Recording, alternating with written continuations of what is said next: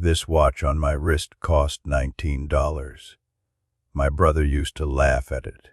He wore expensive Swiss watches and drove luxury cars.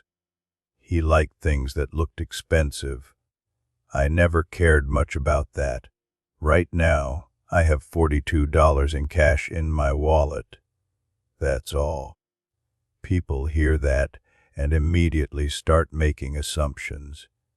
They think I failed. They think I didn't manage life properly. They think I ended up on the wrong side of things. I understand why they think that. From the outside, it looks like I lost. My brother had money, property, a business. I had a small job and a simple life. But that's only one way to look at it. My brother Daniel worked in real estate. He started young, in his 20s. He already knew what he wanted. He wasn't confused like I was. He didn't hesitate. He moved fast. By the time he was 40, he already had a successful company. He owned multiple properties. He had business partners, employees, deals going on all the time. His phone never stopped ringing. Even during dinner, he would answer calls. Even during holidays, he would check emails. He was always in the middle of something. People respected him. In family gatherings, he was the one everyone talked about. If someone needed advice about money, they asked him. If someone needed help with investment, they called him.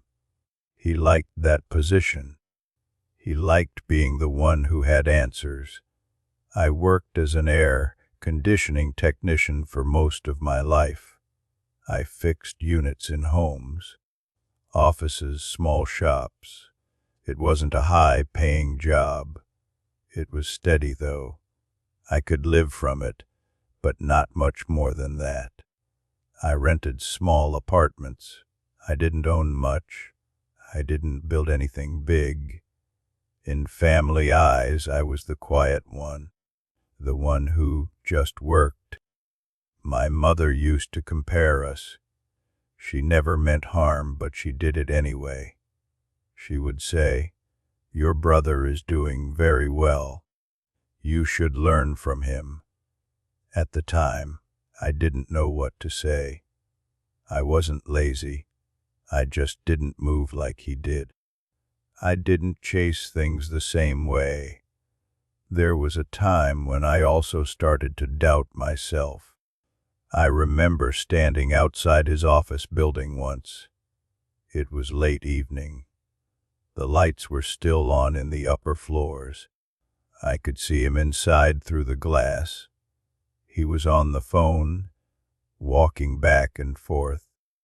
I remember thinking maybe I chose the wrong path. Maybe I should have tried harder, pushed more, done something bigger.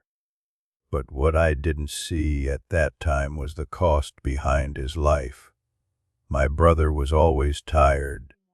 Not the kind of tired you recover from after a night of sleep.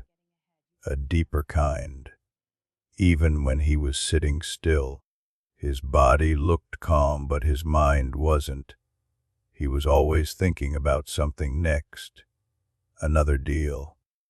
Another problem. He rarely slept early. He ate fast. He moved fast.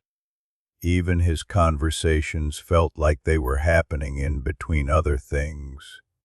If you talked to him, you could tell part of him was not fully there. He was present physically, but mentally somewhere else.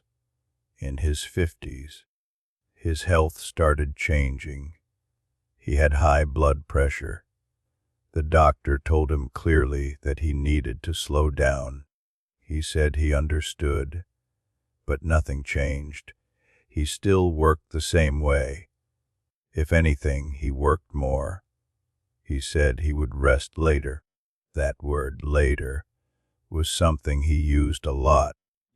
After this deal, after this project. After this month, there was always an after. At 61, he had a morning meeting like any other day. Nothing unusual. He left home early. He was dressed like he always was. He had his phone in his hand. He was already replying to messages before the meeting started. During the meeting, he collapsed. Just like that. No warning. People noticed at the time. It was a stroke. He was taken to the hospital. I got the call a few hours later. When I arrived, he was still alive. He was awake but weak. I stood next to his bed. He looked at me for a long time. He didn't speak immediately. Then he said one sentence. I thought I still had time. That was it. Not a long speech, not anything dramatic. Just that one sentence. I remember it clearly because it didn't sound like fear. It sounded like confusion. Like he couldn't understand how it ended there. He died 2 days later. After the funeral, everything he built was transferred to my sister.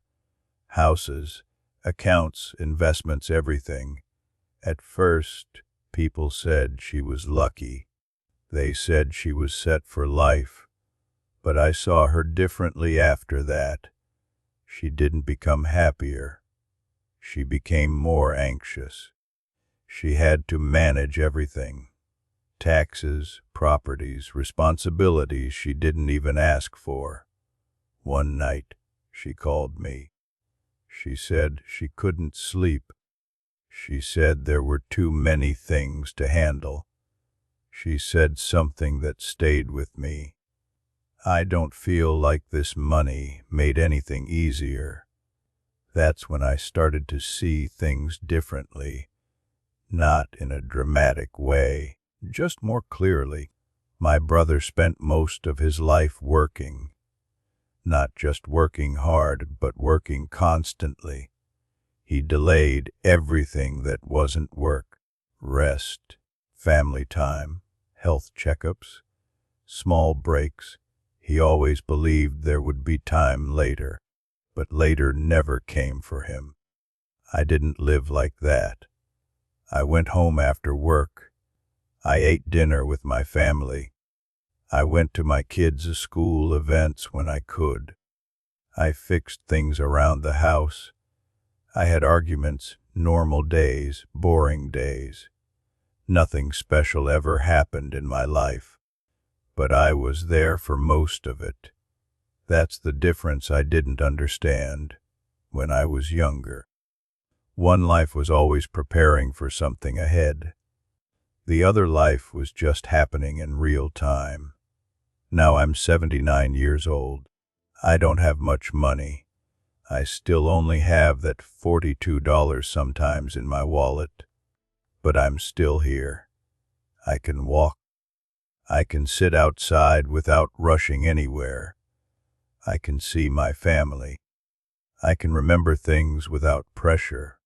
My brother had far more money than me, but he didn't reach this age. After retirement, I had a lot of time to think, not in a deep or philosophical way, just simple observations from looking back.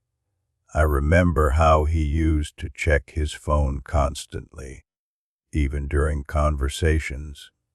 I remember how he could never sit still without doing something. Even at rest, he wasn't at rest. I also remember how normal it felt back then.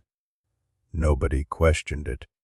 Everyone thought he was just successful, just busy, just important. That's how it looked from the outside. Inside, I don't think anyone really saw what it cost him day by day. There were moments I shared with him that I still remember. Small ones. Driving together once, he was on a call the whole time. Eating together where he barely touched his food. Sitting in the same room but not really talking. At the time, it didn't feel strange. It felt normal. Only later it looked different. People like to think life is divided into success and failure, but that's not really how it feels when you live it. It's more mixed than that. My brother was successful in money. I was not. But success in money didn't extend his time. It didn't extend his health. It didn't give him more years. That's what I see now when I look back. Not regret, not pride. Just difference. And that's really all there is to it.